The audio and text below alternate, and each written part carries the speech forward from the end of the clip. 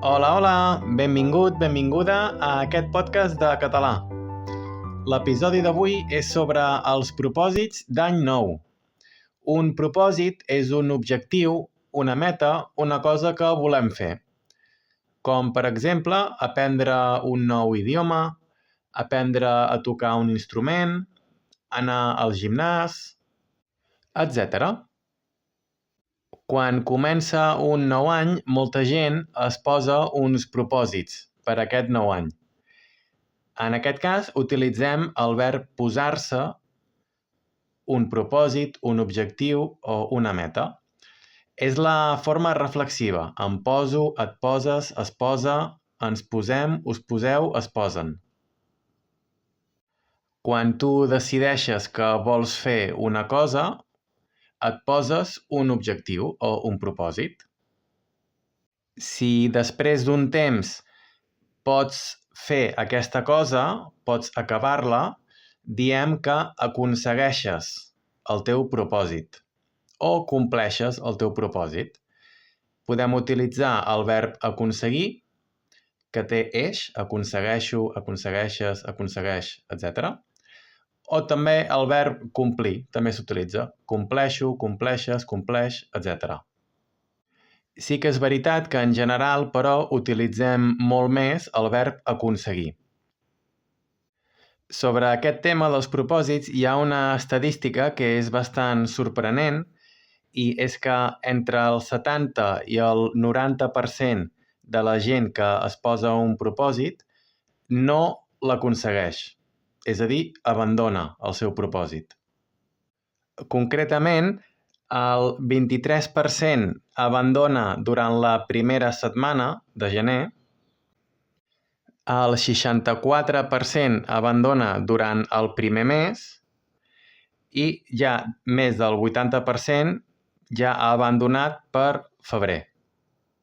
A més, hi ha un dia en específic en què la majoria de la gent abandona. I aquest dia és el segon divendres de gener.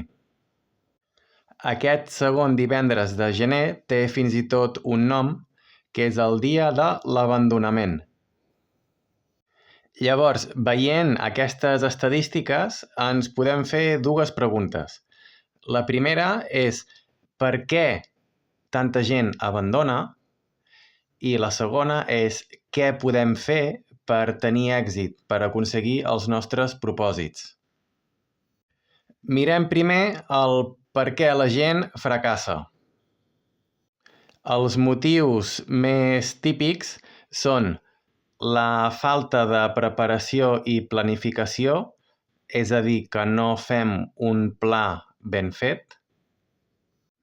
Una altra raó és que ens posem massa objectius o objectius poc realistes, fantasiosos.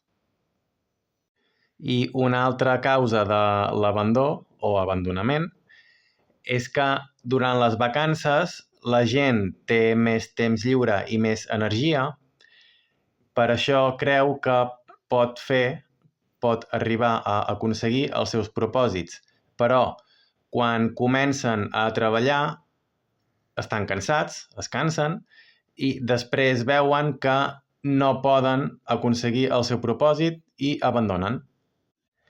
És interessant veure quins són els propòsits més comuns o típics que la gent es posa. Segurament la majoria ja els coneixes. Un dels més típics és anar al gimnàs o fer exercici. Un altre és fer dieta per perdre pes. També hi ha el propòsit de beure menys alcohol o deixar de fumar. També el propòsit d'estalviar diners per poder viatjar. Estalviar diners vol dir guardar diners. Relacionat amb aquest mateix propòsit, hi ha el de gastar menys diners en coses innecessàries, en coses que no necessitem. I hi ha molts més propòsits, per dir alguns, aprendre un nou idioma, començar a meditar, somriure més, ser més amable, etc. Llavors, tornant a la segona pregunta que hem fet fa una estona, era aquesta. Què podem fer per aconseguir els nostres propòsits? Doncs mira, ara et diré 5 punts o 5 estratègies que podem aplicar, que podem utilitzar per arribar a aconseguir els nostres propòsits. La primera és posar-nos uns propòsits o objectius realistes i detallats, clars, específics. És a dir, no tenir una idea general poc clara del que volem fer, sinó una cosa ben concreta i específica. Per exemple, en comptes de posar-nos el propòsit d'anar al gimnàs, podem ser més específics i dir anar com a mínim 2 dies a la setmana al gimnàs i un dia fer cardio, un altre dia fer peses, i també podem ser encara més específics i dir el dia de cardio faré bicicleta i cinta, com a mínim. I el dia de peses faré com a mínim braços i cames.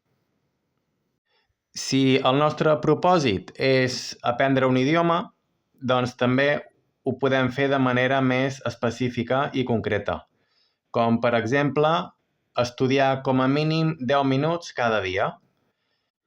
A part de posar-nos uns objectius clars i definits, també és bona idea posar-nos pocs objectius. És a dir, no posar-nos 5 o 6 o 8 objectius per fer, perquè són molts i segurament no podrem.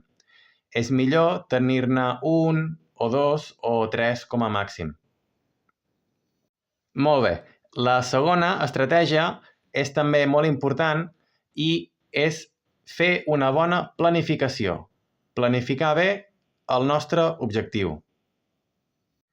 És molt més eficaç posar-nos diferents passos a seguir, diferents nivells de progressió, des de que comencem fins que aconseguim el nostre objectiu. D'aquesta manera sempre tenim clar el que hem de fer i per on hem d'anar.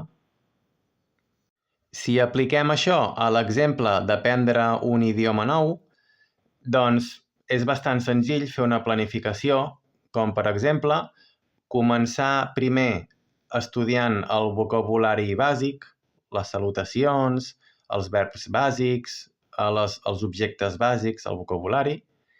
Després continuar amb la gramàtica, començant pels verbs en present, després en passat, després els futurs, i així progressivament. Com pots veure, quan fem una planificació és molt important dividir l'objectiu o propòsit gran en objectius més petits, en diferents passos que un rere l'altre, un després de l'altre, ens portaran fins a aconseguir l'objectiu que volem. El tercer punt és la comprovació o la revisió del nostre progrés. Cada setmana o cada 2 setmanes és una bona idea revisar, comprovar què estem fent, el que volem fer i que estem complint els petits objectius que ens hem posat per a cada pas del procés. El quart punt és ser flexibles. És a dir, si surt un imprevist, si passa alguna cosa que no hem planificat, que no ens esperem, hem de ser capaços, hem de poder adaptar la nostra estratègia, el nostre pla, i canviar-lo o modificar-lo per tal de poder continuar. Si passa alguna cosa que no ens esperem, no hem d'abandonar. El que és millor fer és modificar el pla que tenim, l'estratègia, els horaris, etc., per poder continuar fins al nostre objectiu, encara que el pla original sigui diferent. És a dir, davant d'un problema, no hem de veure el problema, hem de veure les solucions.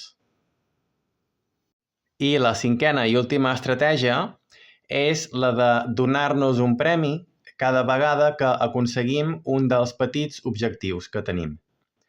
Donar-nos un premi significa donar-nos a nosaltres mateixos una cosa bona. Per exemple, un postre, una xocolata, o un massatge, o ens podem comprar una cosa que ens agrada, o anar a veure una pel·lícula al cine, etc.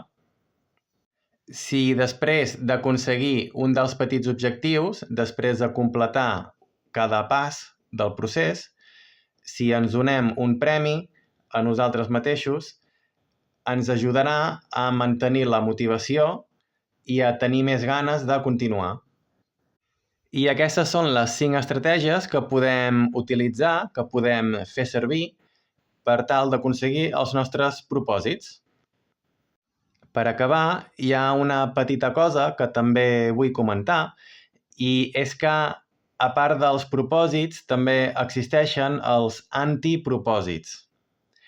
És a dir, un propòsit és fer una activitat nova, tenir un nou hàbit.